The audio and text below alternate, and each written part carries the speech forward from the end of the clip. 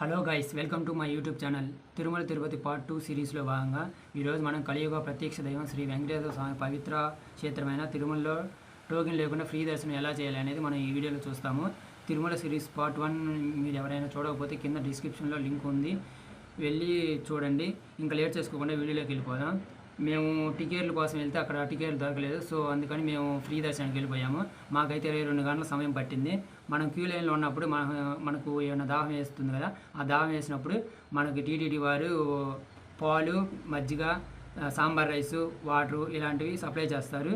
So ఈ సేవ చేయడానికి ప్రతి నెల 18వ తారీఖు నుండి 24వ తారీఖులో వరకు టీటీడీ వారు అఫీషియల్ వెబ్సైట్లో లేదా టీటీడీ దేవస్థానం అనే యాప్ అనేది ఉంటుంది. ఆ యాప్లో పోయి మనం అప్లై చేసుకోవచ్చు. ఇంకా మన కలియుగ దైవం వెంకటేశ్వర స్వామి చూడడానికి టైం రానే వచ్చింది. ఆలయంలోకి అడుగు పెట్టిన ఆ క్షణం ప్రతి భక్తుడికి ప్రశాంతంతో కూడిన వైపు ఉంటుంది. ఎందుకంటే అక్కడ ఉండేటువంటి ప్రశాంతత అటువంటిదన్నమాట. మనం ఆ స్వామివారిని చూసే 9 సెకండ్లు అయినా నేను మాత్రం 1 మినిట్ చూశాను. ఆ దివ్య రూపం మన మనసులో శాశ్వతంగా నిలిచిపోతుంది. ఆ క్షణంలో అలసట, ప్రయాణం, నిరీక్షణ అన్నీ మర్చిపోతాం. ఎందుకంటే ఏడుకొండలవాడ వెంకటరమణ గోవింద గోవింద అనే నామస్మరణతో బయటికి వస్తాము. అనంతరం టీటీడీ వారు చిన్న లడ్డుని ప్రతి ఒక్క భక్తుడికి ఇస్తాడు. ఆ ప్రసాదాన్ని తీసుకొని కొంచెం తినగానే ఎంతో టేస్టీగా ఉంటుంది. అలా బయటికి వస్తుంటే కమ్మని లడ్డూలు తయారు చేసే ప్లేస్ నుంచి మనకి వాసన అనేది మంచి స్మెల్తో గుమాలించిపోతుంది.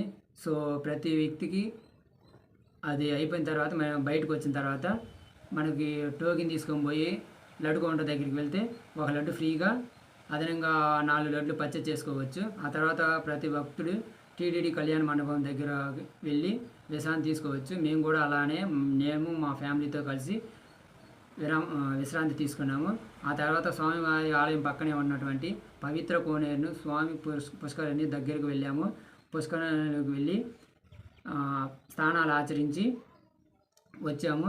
ఈ పవిత్ర జలాశయాన్ని వైకుంఠం నుండి భూమికి తీసుకొచ్చారని వెంకటేశ్వర స్వామి భక్తుల విశ్వాసం.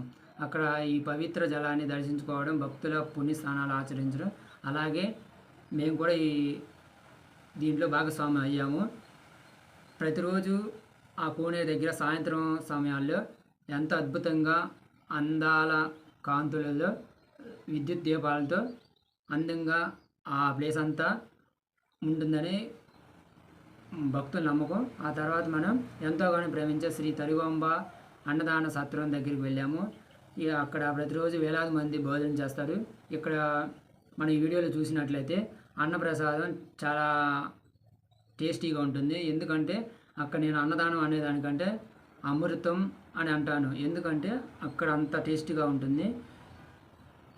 అసలు ఆ భవనానికి ఆ పేరు ఎలా వచ్చిందనే దానికి గల కారణం 1730 నుంచి 1817లో చిత్తూరు జిల్లా తరిగొండలో ఒక ఆమె జన్మించింది. ఆమె శ్రీనివాసుని భక్తురాలు అండ్ ఆల్సో ఈమె ఒక కవయిత్రి. ఈమె శ్రీనివాసుని గురించి ఒక చిన్న కవిత్వం అలానే స్వామివారికి నిత్యం ముత్యాల హారతులు సమర్పించి ఇలా ఆమె ఎన్నో శతకాలు కీర్తనలు రాసింది. ఇప్పటికీ తిరుమలలో అన్నప్రసాద భవనమే ఆ పేరు మీద నడుస్తూ ఉంటుంది. సో అర్థమైంది కదా ఆ భవనానికి ఆ పేరు ఎందుకు వచ్చింది అనేది. సో ఇంకా మనం లేట్ చేసుకోకుండా మన దర్శనం అనేది కంప్లీట్ అయిపోయింది. ఇంకా మన లాకర్ దగ్గర ఉన్నటువంటి మాధవి నిలయం దగ్గరికి వెళ్ళాము. అలా వెళ్ళిన తర్వాత మా సిస్టర్ ఇలా అంది, ఇక్కడ 7 విజిటింగ్ ప్లేసెస్ ఉన్నాయిరా, మనం అక్కడ ఖచ్చితంగా విజిట్ చేయాలి అని అనడంతో ఇంకా మేము లేట్ చేసుకోకుండా మాధవి నిలయం నుంచి బయటకు వచ్చాము.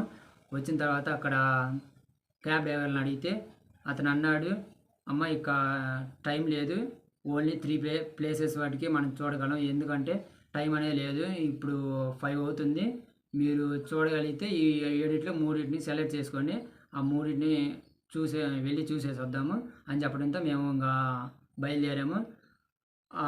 వాటి 7 ప్లేసుల్లో ఆ 7 ప్లేసులు ఏమేంటి అంటే